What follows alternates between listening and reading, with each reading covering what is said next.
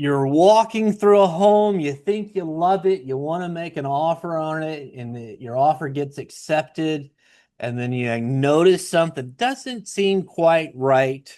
What do you do? Hey, I'm Nate Carver, your favorite mortgage guy, and today we're talking to Jim Henderson and his wife Jody Foster with the Henderson Home Inspections out of Anna, Texas, and we're gonna ask them a whole bunch of questions and help demystify the home inspection and why you definitely want one.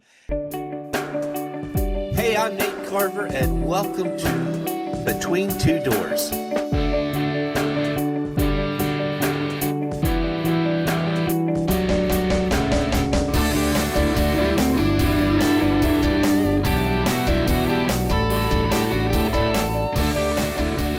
Hey, Jim, and hey, Judy, how are y'all doing today? Hi, Nate. How you doing today? Thank you for having us. I'm good. I'm good. I'm looking forward to jumping into this with y'all as a mortgage lender. We've always got to have a home inspection, but I'm never the one that sets that up. So this is an opportunity for me to learn also what realtors are doing and what y'all do specifically to help home buyers and homeowners identify things in that property that may need to be addressed. So let's jump right into it. Tell me about yourselves. Any special events going on in the near future, and then I'd love to know how y'all got into the home inspection business. Well, got into the home inspection business. I've been in construction just about all my life. Yeah, Back late 70s, my dad and my brother were building homes. I kind of got into it there. Uh, couldn't hold with the big boys, so we all went back to the oil field. Moved up to Dallas and just kind of went into different things.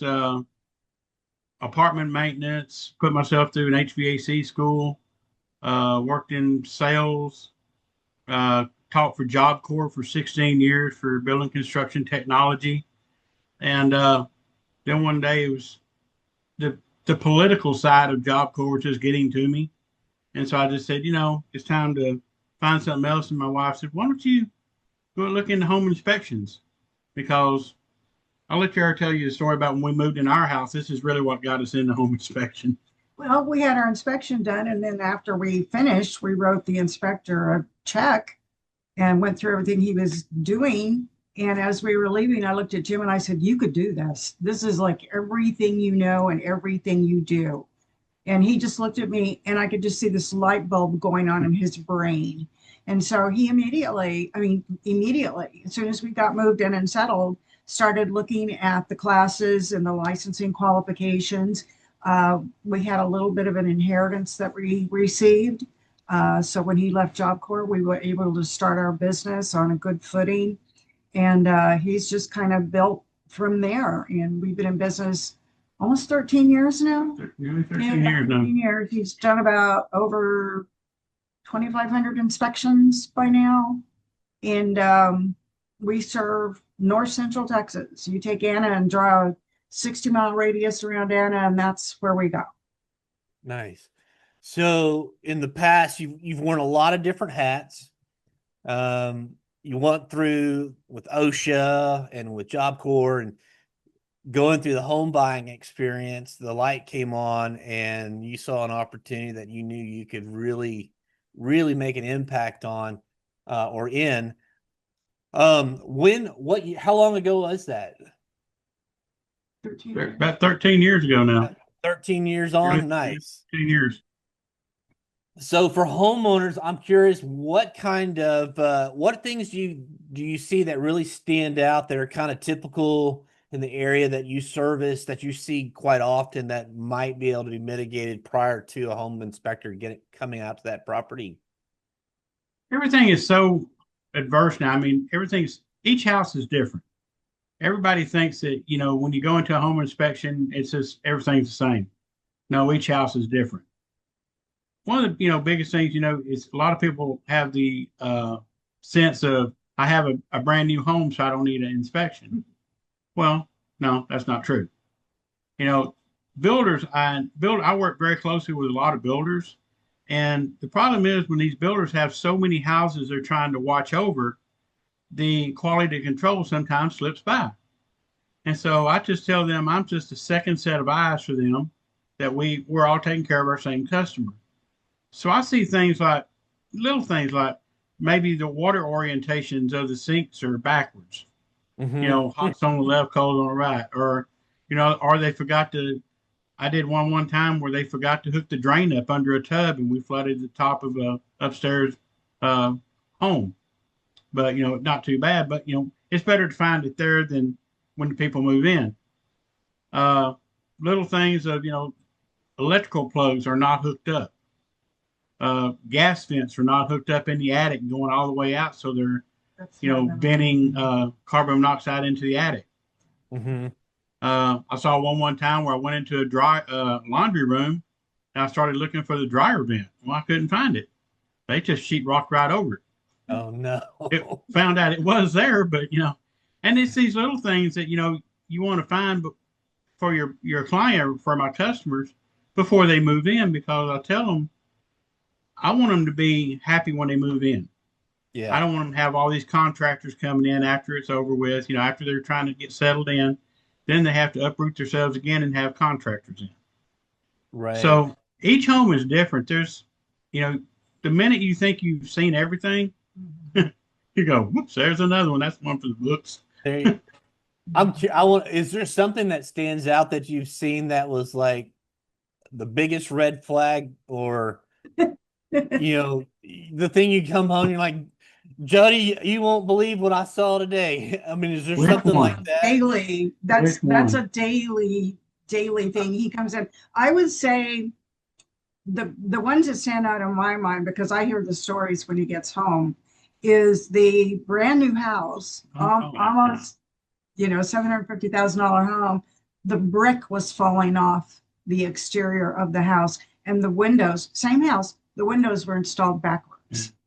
So you couldn't open them unless you were standing outside the house. And I was with my client, and he said, "Are you sure they're in backwards?" And I just walked up and I said, "Well, I don't think the locks are supposed to be here, sir." And they were installed backwards. Yeah. The brick ties weren't on, so the brick was already falling off, and they haven't even finished yet. So well, as a burglar, you could just on your way out just lock the windows, and you're scot free. Easy access. Easy access. Yeah. And again, that's just something that it's an oversight, but you want to catch that before you move in. Yeah. Before you. So the inspection doesn't terminate a contract. Homeowners or buyers, they find a house they love. The inspection's designed to protect them and the sellers, for that matter. But it's not the end. It's not the end of a contract if the windows are installed backwards. It's an opportunity for the owners to correct it or come back and renegotiate the purchase contract. Right. And so that you're not having to deal with a mess after the fact when you've moved in, right? You've got kids and you got boxes to unbox and curtains to hang and find out your windows are backwards. Oh, wow. I just try to tell everybody I do a home as if I'm going to try to buy it myself. Yeah. If it's concerning me, it's going to concern my client. And what I want to do is a lot of people think that a home inspection is a pass or fail inspection. It's not.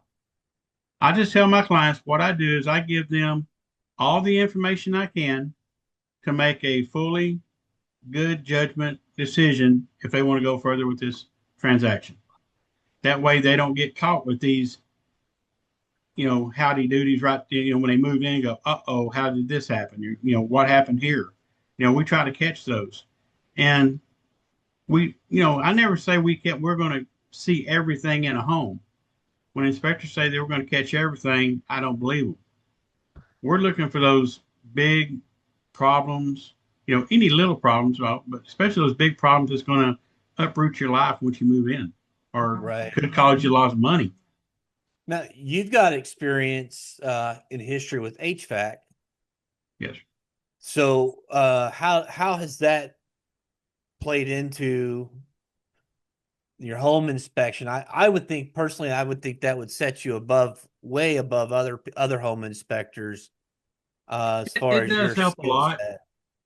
It does help a lot in the understanding of the system and how it works, and especially explaining to the client if there is a problem.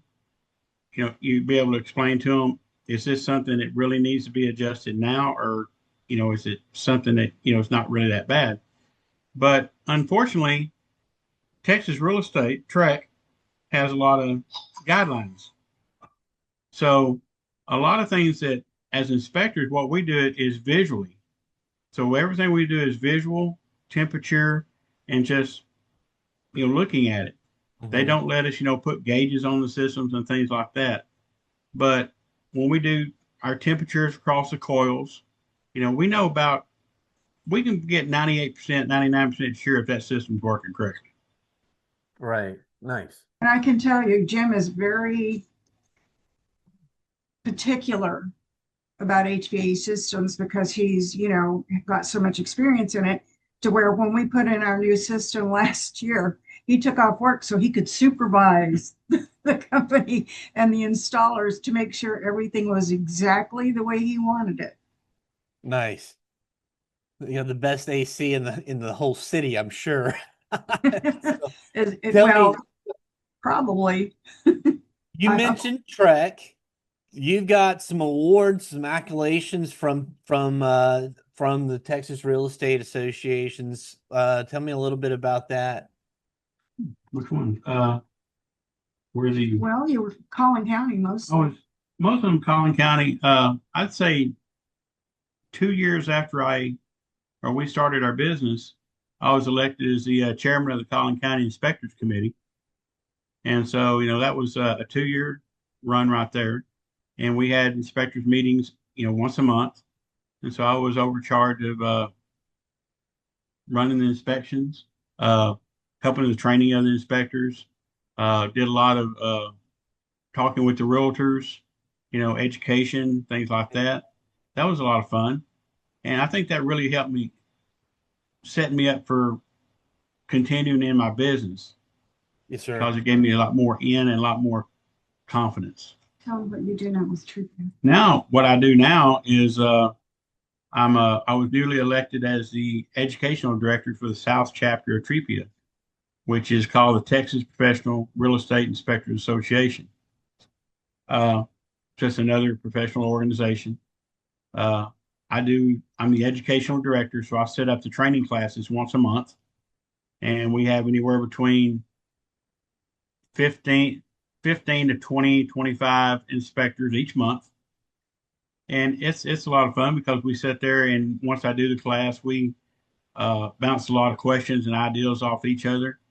And one of the biggest things I like about that, Eric, is that situation is I'm going to steal a pun from one of my fellow inspectors is we always say we're not competitors, we're colleagues. Hmm. So we all work with each other. Something I want to insert here with, I think one of the things that really sets Jim apart is he spent 16 years teaching construction technology to disadvantaged kids at Job Okay. Corps in McKinney. And I was a realtor at Keller Williams for 12 years in McKinney. And so when I was a realtor, I tried to talk him into becoming a realtor as well. And he did get his license as a realtor, just didn't have the motivation to go that route. So he kind of stepped back, but he got that education and was licensed as a realtor. So it kind of gives him a little extra insight as to what buyers and sellers are looking for and wanting Right. and expecting. It also, he has the personality and the experience and the knowledge that he really enjoys talking to people when he finishes their inspection. What we do normally is we do an inspection for a certain period of time, and then he spends at least an hour going over his verbal findings with the clients, explaining things to them, answering questions, walking through the house. And he explains it in a way that is very simple for them and doesn't use a lot of high-blown phrases and tries to get them to understand the functioning of their house and how it should function. And he really enjoys educating people about that. And really likes working with first-time I like buyers. working with everybody. First time home buyers, I love first time home buyers Yeah, because it's a I get to bring my teaching back out. right. So Same, same. It's exciting. Speaking of first time home buyers, can you walk us through, because they're not going to know, most people don't know, it's not their expertise. Walk us through the process. So they've just signed a contract with a real estate agent. They're about to buy a home. That takes about 30 days plus or minus. Um, the part that triggers you getting involved in their home purchasing process, what does that look like? What would explain that to a first time home let, buyer? let me run that as I say a two-part question. Okay. Jody and I own the business together. I rely on her as my partner very heavily. So most of the time I am out in the field. So when I'm in the field, very rarely do I answer my phone. It'll roll over to Jody. So when the phone calls to her, this is the first step of the home buy or the home inspection process. I'm on. Yeah. Basically, what happens is when a contract is executed, that means all parties signed and dated, the option period starts. The option period starts at midnight, the day of signing. So if you have a 7-day option period, you start counting the next day. Okay. The first thing you want to do that first day is find a home inspector. If you don't call us, call somebody. Get that Mhm. home inspected because you're looking at what is probably the largest investment of your life. It only makes sense that you'd want to have somebody look at it who has the expertise to tell you if you have any red flags with that purchase. And so, what we do as soon as you call us, we set up the appointment. We have a little bit of paperwork we do. We schedule it as soon as possible because you want to have that done as soon as possible within your option period. In case there are issues that come up, you have time to get that to the realtor, and we do send the report to the realtor or the builder, as well as the client. And you can go over that. And if there's any issues, you can negotiate that or get them repaired or do whatever your realtor thinks and you think is the best option for you. And then once that's done, if you have any questions, you can call Jim again. But that first day after you sign the contract and it is executed, that is an important day. Find your inspector, get them on that inspection, get it scheduled. We notify the seller to let them know that there's going to be an inspection on that house. We have to have all the utilities on if it's occupied. The occupants and the owners need to know what we're going to be doing when we're going to be there. The animals have to be put up safely so they don't escape or harm the inspector or the buyers when they show up. So there's a lot of little components. I take care of that part of it. Jim does the hard work when he goes out and does the actual inspection. And see, I think that's backwards. I think she does the hard work and I do the easy part.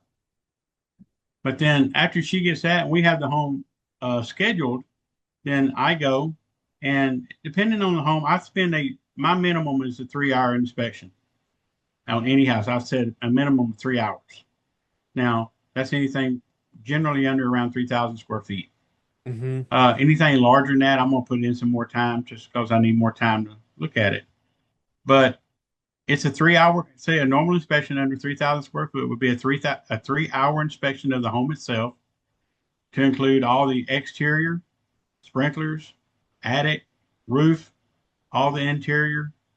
I run the sprinklers. I check the garage doors. I check every door, drawer, electrical plug, window, socket. Run all your appliances. So it's pretty thorough. I try to look at everything. I tell everybody once I get inside the house, I just get nosy. I just look at everything. I want to make sure it works. I want to make sure it's functioning correctly. It's working smoothly. And then, like I said, on that last hour, then we give the inspection over to I do a verbal inspection oversee with my clients on my tablet. And if there's any questions, we'll walk them over and show them right there. All my reports are sent out that night. You will get all the reports are digitally sent to you by opening no later than opening the business the next day. As long as there's no catastrophic internet issues, which we have had occasionally. I have had I've Spring had I storm. have had to go to Spring Creek Barbecue and sit there and do a report for. Oh. But What a awful place to have to sit and And deal. yeah, it is. I feel sorry for him. But the biggest thing, just like Unlimited. Jody said, when you do when you do a home, it is one of the largest. It's going to probably be the biggest investment Sure. you'll ever make in your life. You know, don't don't cheap out about the home inspection. It's not worth it. It is for your safety. It's for your benefit. It's for your peace of mind. Yeah. Hopefully we will not find anything, but you never know. We found some Right. crazy stuff. Now you service and work in the hottest market in Texas, Collin County, surrounding areas. It is a high demand area to be moving to, and it's been that way for a good while. Are you seeing any trends from the home inspector side? I'm seeing a lot of homes are stepping up their game, Mm-hmm. let's say so to speak.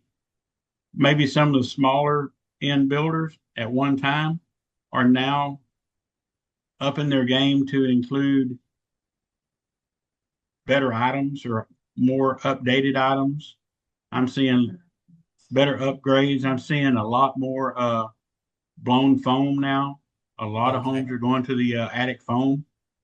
I'm seeing a lot of homes going to upgraded, of course, codes and all have changed. All the electrical systems are being upgraded now. You know, I'm seeing a lot more sound systems in homes, Mm-hmm. smart homes. So you're seeing it's ticking up. Everybody's stepping their game up because, like you said, it's a hot market. There's competition out there, and they're having to step up. Yeah, they are. Are you, when you finish your home inspection, are you doing any kind of coaching with realtors on what to do with that home inspection in case there's issues? Do you walk the realtors through that and options for them? Because they have to ostensibly go back to the buyers and the listing agent and hopefully cobble together a new contract or some negotiation opportunities there. Many times the realtors are there with my home buyers. So I go through the report with both of them. Okay. And even if they're not, I always tell them, even when I talk to them individually or on the phone, if they have any questions, just please call me. I will walk them through it. I can't tell them what to do or how to do it, but I can say, I recommend that this be done or this be looked at.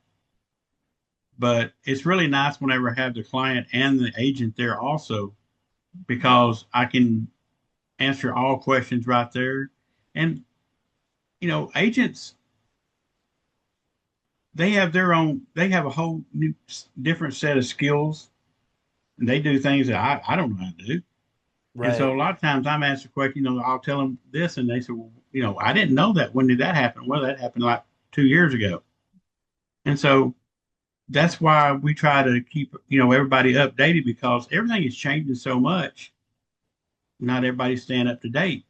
Like the new, uh, the new electrical code where you can't put electrical sockets inside kitchen islands anymore. Yeah. They can't be on the sides of kitchen islands. They have to be up on top, and they have to be pop-ups. Wow. And So I back know in See that. 20, them every yeah, day. Yeah. and starting in 2020, you have to have an emergency disconnect on the outside of the house. Kill all power to the house. So I there's wanted all to, these little different things that's happening. I So wanted to just insert, do you go ahead? I wanted to just insert right here. I would say easily 35 to 40% of our business is realtor referral. Uh-huh. Easy. And easily realtor referral. We've worked with thousands of realtors at this point. Yeah. And, they refer the people to us because they're comfortable with us. They know that we're going to be thorough and do a good job. We're going to explain things to them. But the other thing that we do is we offer a discount when a realtor refers a client to us. We give them, if they tell us this realtor referred me, we just give them a discount for that realtor referral to help, Nice. encourage the realtor to use us. So it's a little bit of, icing on the cake. Not only for them to use us, but It also gives that home buyer a little bit extra money in their pocket to put on their clothes and or put on something else. Mm. Yeah, get some a little Yeah. extra money somewhere. Right. And so you the plug on the island, that's new to me. So tell me, are y'all do y'all your licensing, is it how often is that renewed? And then how about these changes like that how is that disseminated to home inspectors for y'all to stay Well, on we point? get relicensed every 2 years, Okay. and every 2 years we have to go back and we have to have 28 hours, I think, of Trek continual education. But I have Yeah. to get out through the year, and then I have to reapply for my license, get that. Before we go to the next part about that is also I'm with TREPIA, with Texas Professional Real Estate, which is also called InterNACHI. I'm a member of that. That's another 32 hours in training that I do each year on top of Trek. So right now I'm pushing close to 1,000 hours of training so far or Wow. more. Good for But you. a lot of things is that people have to understand that a home inspector is not a code enforcer. We're not code inspectors. Now, we read a lot of code, we know a Hmm. lot of code, but unfortunately, it's what I tell my clients. When I go to a home, I don't know exactly what code that house was being built under at that time in that city, town, or municipality, because they have anywhere between 3 to 4 years to catch up with code. The Right. city is the one that sets And what the so the city code sets is. it. Yeah. So just like the new one with the electrical plug, that came out from the National Electrical Code in 2023. Wow. So some cities are just now putting those in. Some are still running the 18 and 19 code, and so they're not running it. What that means is if you think of a kitchen island, they just cannot have, how you usually see a plug on the end of it or on the front of it. And a lot of times, think of it this way. The reason I don't want to do it is you have a hot plate or a crock pot sitting up on your kitchen counter. Well, the Hmm. plug runs down the side and into the side. A child or a dog runs through there, catches it, pulls everything off. It's dangerous at first. That's why they're getting rid of it. Yeah. Now, Yeah. Hey. let me ask Jim a question that'll help, I think, a lot because we get this question so much. Okay. Um, Something that is a code now, when he goes into a house, an older home, and inspects it, it may not be up to current code. It may We call it up to current building standards. building Mhm. standards. Okay. Jim is required to remark on his report, this is not up to current building standard. It doesn't mean, like he says, that it's a pass fail. It just means it's not what if it was a brand new home, what it would be and what is required for a brand new home. Right. Doesn't mean it has to be Right. replaced. Now, if something goes wrong with it and it has to be repaired, that's the point at which it would have to be updated to meet the Current building current standards. building standard. Nice. And that's a little I scary understand that. sometimes for That's people. a key point to highlight. Exactly. I go into a lot of homes and, a lot of the plugs are not ground fault circuit interrupted, Sure. GFCI. And so I'll say, I'll put it in red because I run three colors on my reports. I run white, yellow, and red. White is just an informational. Yellow is a recommendation of something I want to have or would like to see. And red's what I call a life safety health. To me, a ground fault is life safety health because it's a shock hazard. So Yeah. I'll put it in red and I'll say, you know, it's not, it wasn't code back then. If I moved in, what I would do, I would highly recommend you change this to a ground fault for your safety. Yeah. Now, if they do it or not, that's fine. But I give them a lot of recommendations. This is what I would recommend as of today for your safety. That's fantastic. All right, let's shift gears a little bit from home inspections. Tell me, what do y'all do outside of the home inspection world? And just I'd just be curious what you love doing what your hobbies are, what y'all love doing outside of working your own business. Well, for the last 10 years, nothing. About We've been building the business. Yeah, we've been building it. It took a lot of time and effort. I had a little health issue a couple of years ago that took a lot of time and effort, but I'm on the other side of it now and everything is good. And I've got my energy back, which is good and bad. His honeydew list gets longer and longer because I'm now up and about and adding to it all the time. Mhm. A couple of years ago, um, Jim is a workaholic, just flat out, he's a workaholic. My dad didn't retire until he was 89. I have a feeling Jim's going to be the same way. He loves what he does. So Yeah. it's not like work to him. He loves going out and meeting people and looking at houses and finding stuff. That's just he enjoys it. Sure. Uh, he does. And a couple of years ago, I looked at him. I said, "You've got to get a hobby. You need to do something other than work. All you do is Yeah. work." Well, last year, at the end of the year, our pastor was talking in church one day about this organization he used to belong to called Sleep in Heavenly Peace. We build beds for kids that don't have beds to sleep on. And he said, would anybody be interested in starting a chapter? And Jim's hand shot up. He goes, I'll do it. Tell me what you need to do, And so they said, would you want to be president? He said, sure. So that's what we've been doing. And it's become kind of a passion project for us, kind of a Yeah. mission. We started our chapter in December of last year. We went public in April, Mm-hmm. but we didn't start our chapter. When did we start our chapter? Huh? It is, but he's asking a question. So anyway, we started it in April for public applications. As soon as we started, we had 130 applications for beds. So Wow. it's an issue. It's kind of a hidden issue. Yeah. And we're trying to address it and get kids their own beds here in our area. Nice. We're gonna set up a time to talk about that and let's do a dedicated podcast. The other thing is we fish. We And you fish. fish.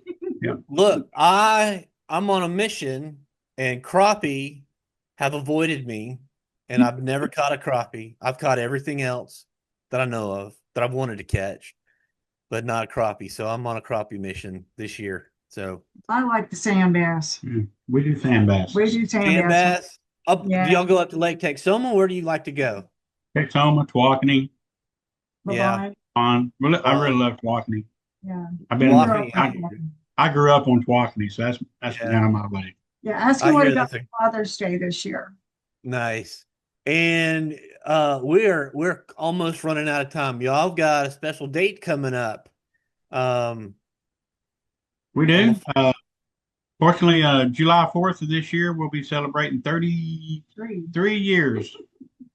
33 years of matrimony. Yeah. Well, We've been together congratulations. 35, but this is Yeah. 33 years. We got married on the 4th of July. So we get fireworks every year for our anniversary, I which love is it. nice. Yeah. That's awesome. That's anywhere you go in the US, everybody's celebrating your wedding. Everybody celebrates our anniversary. I love it. Got everybody. Thank you. Yeah. So, hey, tell us how, if somebody needs your inspection services, how can they best get a hold of you?